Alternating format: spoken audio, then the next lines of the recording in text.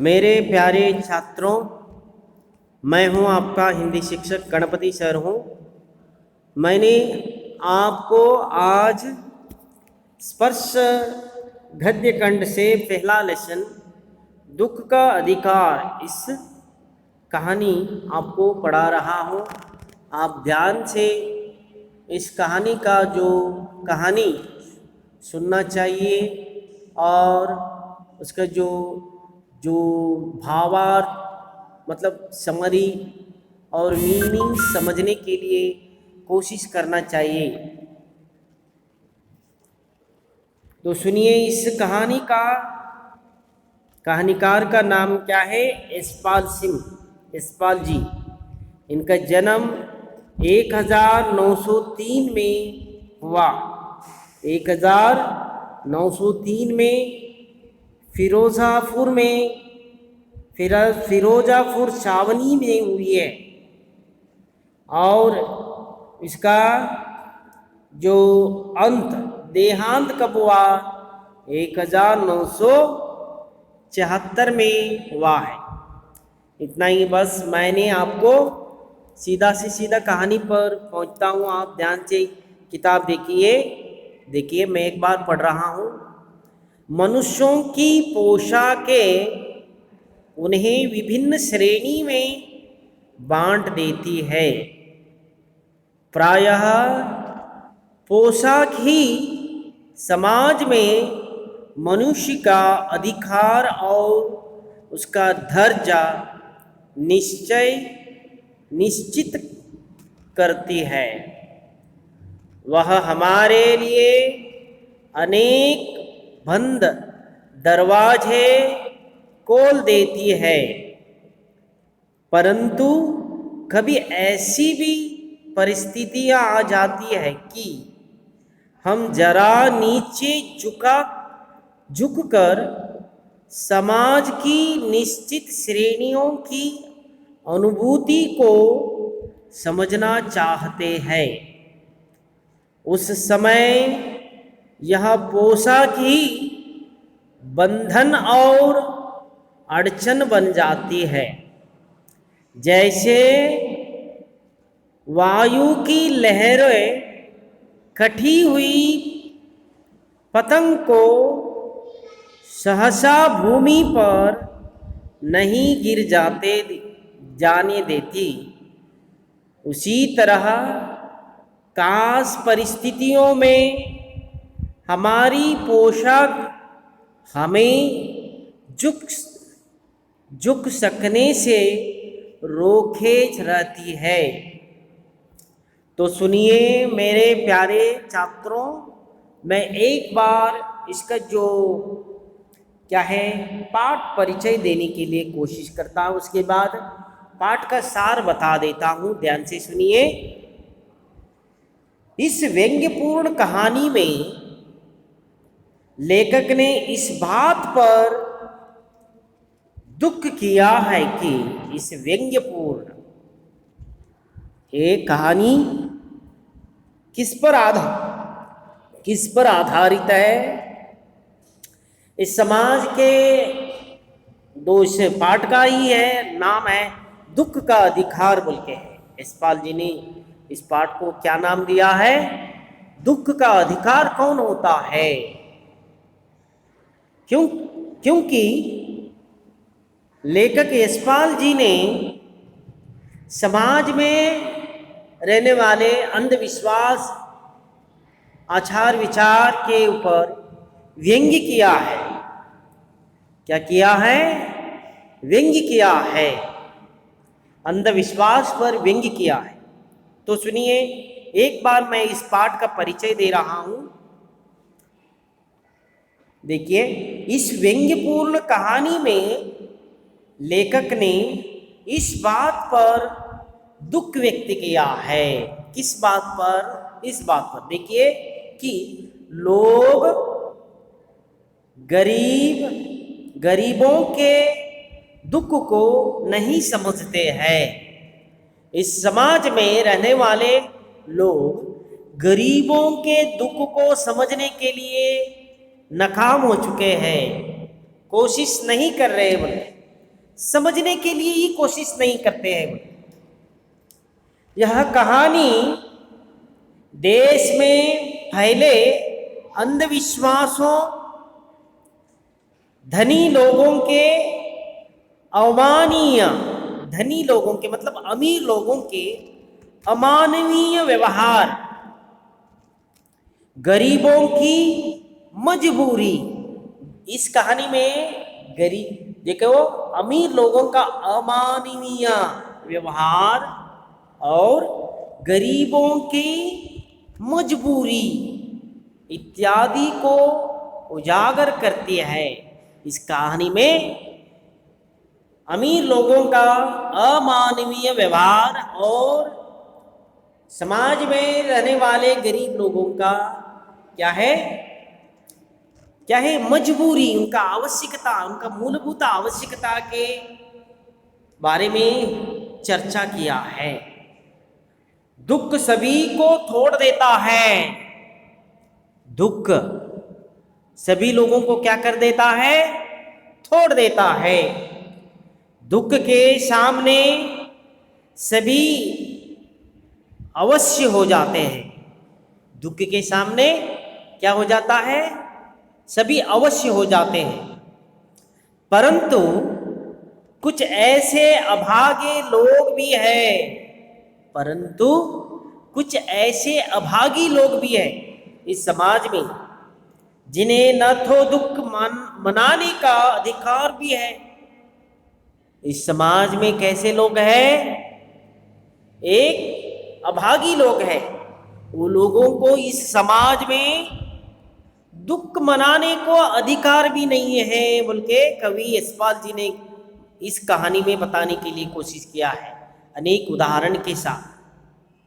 देखिए, और न ही अवकाश, उनको अधिकार भी नहीं है और उनको अवकाश भी नहीं है। कोई भी इनकी विवशता को नहीं समझता है। इस समाज में रहने वाले अमीर गरीब सामान्य लोगों ने इस समाज में अभागी लोगों का दुख मनाने के लिए भी समय नहीं है और अवकाश भी नहीं है, अधिकार भी नहीं है, और उनका दुख, उनका विवशता को समझने के लिए कोशिश भी नहीं कर रहे हैं। उनका विवशता, उनका दुख, उनका दुविधा समझने के लिए कोशिश भी नहीं करता है। लोग उनके गांव पर, जो उनके मन में, उनके घर में, उनके शरीर में जो घायल हो गया है, उस घायल पर नमक चिढ़ाकर, नमक फेंक कर उनकी मन की पीड़ा को और अधिक बढ़ा देते हैं।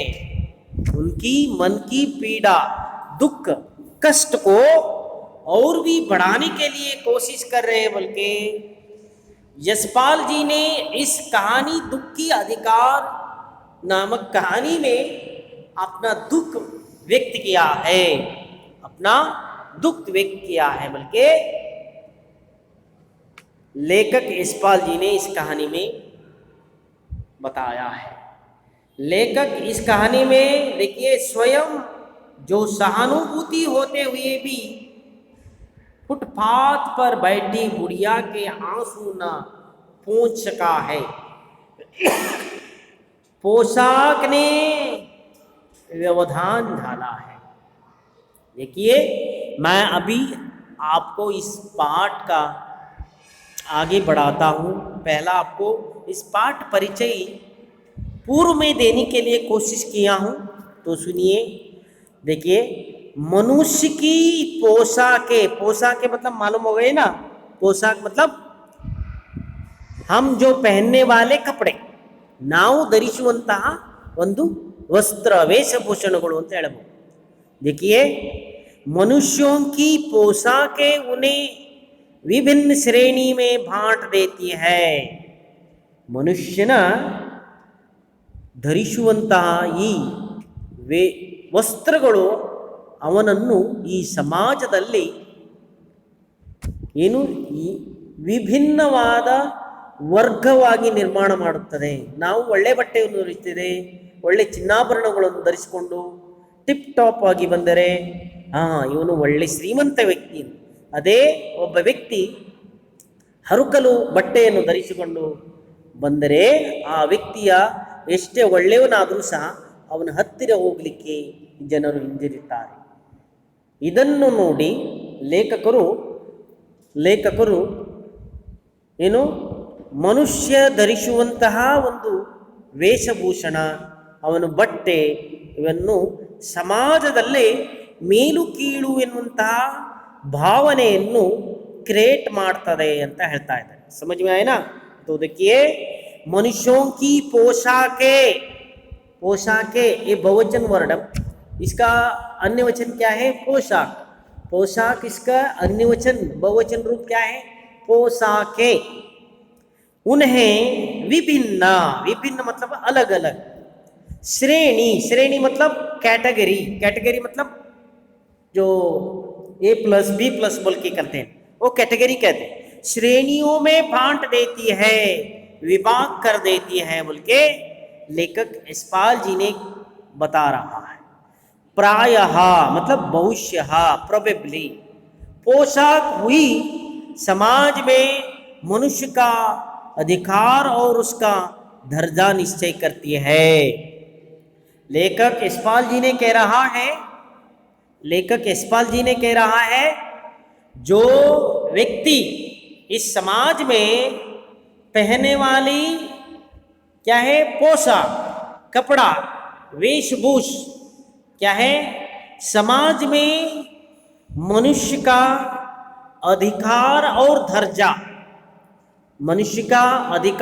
उसका दर्जा निश्चय करती है बोल के कौन कह रहा है?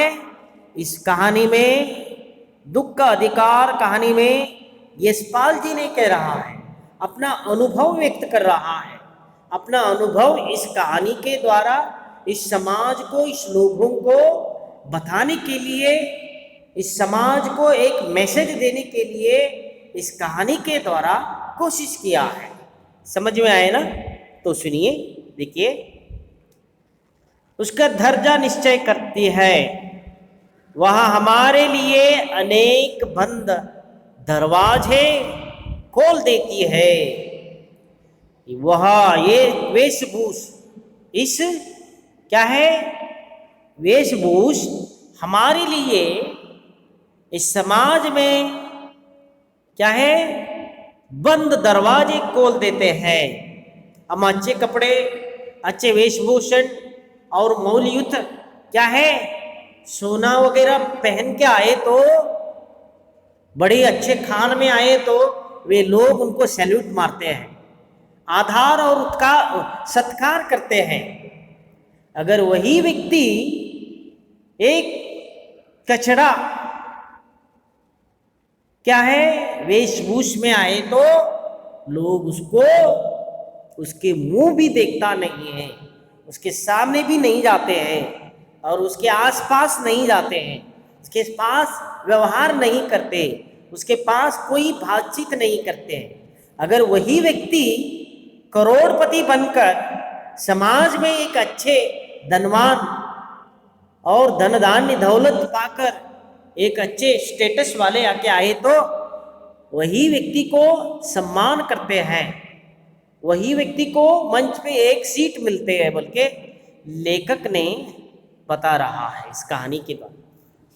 देखिए, वह हमारे लिए अनेक बंद दरवाजे खोल देती है, परंतु कभी ऐसी भी परिस्थिति आ जाती है कि हम जरा नीचे झुककर समाज की निचली श्रेणियों की अनुभूति को समझना चाहते हैं।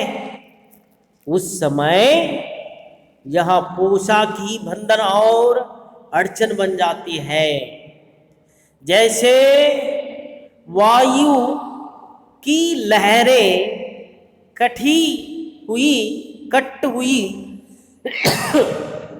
पतंग को सहसा भूमि पर नहीं गिरने जाने देती, उसी तरह खास परिस्थितियों में हमारी पोशाक हमें क्या कर देती है, झुक सकने से रोक रहती है बोल के लेखक यशपाल जी ने कह रहा है। ಯಾವ ರೀತಿಯಾಗಿ ಈ ಒಂದು ವಾಯು मतलब ಗಾಳಿಯಲ್ಲಿ ಗಾಳಿಯ ಅಲೆಗೆ देखिए वायु की लहर मतलब क्या है, वेव्स ಅಲೆಗಳು, ಕಟಿ ಹುಯಿ ಪತಂಗ್ ಕಟ್ಟಾದ ಒಂದು ಪತಂಗ ಅಂದ್ರೆ ಗಾಳಿಪಟ को सहसा भूमि पर नहीं जाने देती है। ಕಟ್ಟಾದಂತಹ ಗಾಳಿಯ ಅಲೆಗೆ ಸಿಕ್ಕಂತಹ ಗಾಳಿಪಟವನ್ನು ಕೆಳಗೆ ಬೀಳಲು ಕೊಡುವುದಿಲ್ಲವೋ, ಸೂತ್ರವನ್ನು ಕಟ್ಟಾದ ಮೇಲೆ ಅದು ಗಾಳಿಗೆ ಮೇಲೆ ತೇಲ್ತಾ ಹೋಗ್ತದೆ, ಅದು ಭೂಮಿ ಮೇಲೆ ಬೀಳಲಿಕ್ಕೆ ಕೊಡುವುದಿಲ್ಲ. ಅದೇ ರೀತಿಯಾಗಿ ಒಬ್ಬ ವ್ಯಕ್ತಿ ಈ ಸಮಾಜದಲ್ಲಿ ಧರಿಸುವಂತಹ ಬಟ್ಟೆಯು ಅವನ ಸ್ಥಾನ, ಅವನ ವೇಷಭೂಷಣವು ಅವನ ಸ್ಥಾನವನ್ನು ನಿರ್ಧರಿಸುತ್ತದೆ. ಒಬ್ಬ ವ್ಯಕ್ತಿ ಒಳ್ಳೆ ಸಮಾಜದಲ್ಲಿ ಒಳ್ಳೆ ಸ್ಥಾನವನ್ನು, ಧನವಂತ, ವಿದ್ಯಾವಂತ, ಬುದ್ಧಿವಂತ, ಸಿದ್ಧಿವಂತನಾಗಿ ಒಳ್ಳೆ ಸ್ಥಾನವನ್ನು ಗಳಿಸಿ ಅವನು ವೇಷಭೂಷವನ್ನು ನೋಡಿದಾಗ ಅವನಿಗೆ ಒಳ್ಳೆಯ ಆಧಾರ ಸತ್ಕಾರವನ್ನು ಈ ಸಮಾಜ ಮಾಡ್ತದೆ. ಅದೇ ಒಬ್ಬ ವ್ಯಕ್ತಿ ಬಡವನಾಗಿದ್ದರೂ, ವಿದ್ಯಾವಂತನಾಗಿದ್ದರೂ, ಬುದ್ಧಿವಂತನಾಗಿದ್ದರೂ, ಸಿದ್ಧಿವಂತನಾಗಿದ್ದರೂ, ಧರ್ಮವಂತನಾಗಿದ್ದರೂ, ದಾನವಂತನಾಗಿದ್ದರೂ, ಅವನ ಬಟ್ಟೆ ಕೊಳಕನಾಗಿದ್ದರೆ ಆ ವ್ಯಕ್ತಿಗೆ ಯಾರು ಹತ್ರ ಏನು ಸೇರಿಸಿಕೊಳ್ಳುವುದಿಲ್ಲ ಅಂತ ಲೇಖಕರೇ. ಹಾಗಾಗಿ ಒಬ್ಬ ವ್ಯಕ್ತಿಯ ಸ್ಥಾನ ಅವನು ಧರಿಸುವಂತಹ ವೇಷಭೂಷ ಬಟ್ಟೆಗಳು ಸಹ ನಿರ್ಧರಿಸುತ್ತದೆ ಎನ್ನುವಂತಹ ಮಾತನ್ನು ತಿಳಿಸಿಕೊಡುವ ಸಲುವಾಗಿ ಲೇಖಕರಾದಂತಹ ಯಶ್ಪಾಲ್ ಜಿಯವರು ದುಃಖ ಕಿ ಅಧಿಕಾರ ಎನ್ನುವಂಥ ಪಾಠದ ಮೂಲಕ ಈ ಒಂದು ಸಮಾಜಕ್ಕೆ, ಈ ಒಂದು ಸಮಾಜದಲ್ಲಿ ಇರುವಂಥ ಜನರಿಗೆ ಮನವರಿಕೆ ಮಾಡಲು ಪ್ರಯತ್ನ ಮಾಡಿದ್ದಾರೆ. समझ में आया ना मेरे प्यारे बच्चों? मैं अगला वीडियो में इस लेसन को आगे बढ़ाता हूँ. तब तक के लिए आप लोगों ने इस लेसन को पढ़ना चाहिए, समझना चाहिए. अगर समझ में नहीं आए तो फिर पूछना चाहिए. Thank you.